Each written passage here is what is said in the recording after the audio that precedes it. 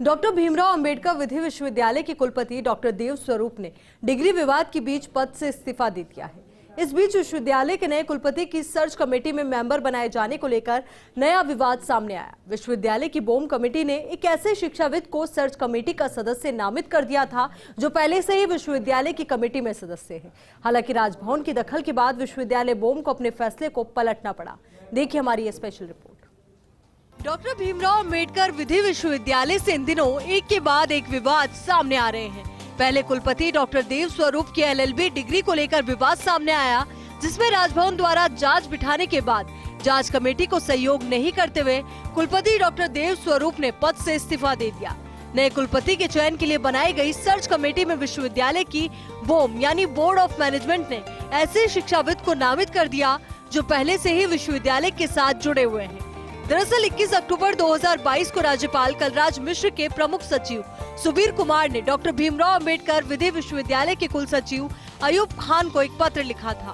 पत्र में नए कुलपति के चयन के लिए खोजबीन समिति में सदस्य के मनोनयन के लिए लिखा गया था।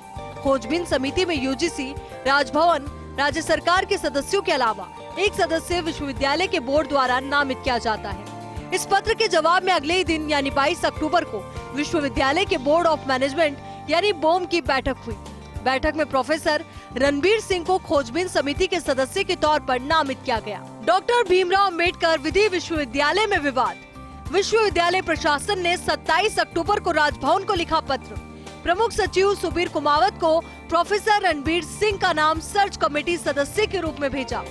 22 अक्टूबर को बोम के फैसले पर राजभवन में हुई शिकायत। विश्वविद्यालय एक्ट 2019 के अधिनियम संख्या 6 की धारा 11(4) का उल्लंघन बताया। एक्ट में लिखा है कि वही व्यक्ति बन सकता है खोजबीन समिति का सदस्य जो विश्वविद्यालय और महाविद्यालयों से किसी भी रूप से जुड़ा हुआ नहीं हो। मामले में 31 अगस्त 2020 को राजभवन ने जारी किया था स्पष्ट परिपत्र। विश्वविद्यालय से संबंध व्यक्ति को मनोनीत करने पर अधिनियम की होगी अवहेलना। खोजबीन या चयन समिति का गठन पारदर्शी नहीं रह पाने की बात का भी उल्लेख किया। विश्वविद्यालय प्रशासन ने 30 नवंबर की बैठक में कमेटी फॉर स्टैट्यूट्स भंग की।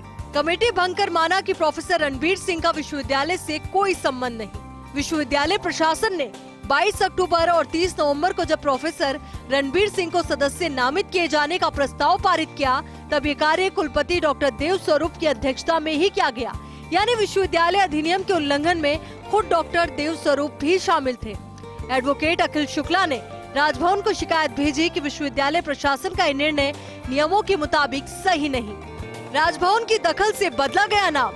3 दिसंबर की शिकायत के आधार पर राजभवन ने फिर लिखा पत्र। राज्यपाल के सहायक सचिव मोहम्मद रईस ने 12 दिसंबर को मांगी सफाई। लिखा, जिस समय प्रोफेसर रणबीर सिंह नामित किए खोजबीन समिति के सदस्य उस समय तक अस्तित्व में थी कमेटी फॉर स्टैट्यूट्स। 17 दिसंबर को विश्वविद्यालय प्रशासन ने बुलाई बोम की स्पेशल बैठक में बदला गया प्रोफेसर रणबीर सिंह का नाम। अब नागपुर नेशनल लॉ यूनिवर्सिटी के कुलपति प्रोफेसर विजेंद्र कुमार नामित। यदि राजभवन द्वारा आपत्ति नहीं की जाती तो विश्वविद्यालय की बोम में पहले जिस सदस्य को नामित किया गया था वही कुलपति सर्च कमेटी में बने रहते, लेकिन शिकायत के बाद राजभवन ने आपत्ति जताई और उस नाम को अब बदल दिया गया है।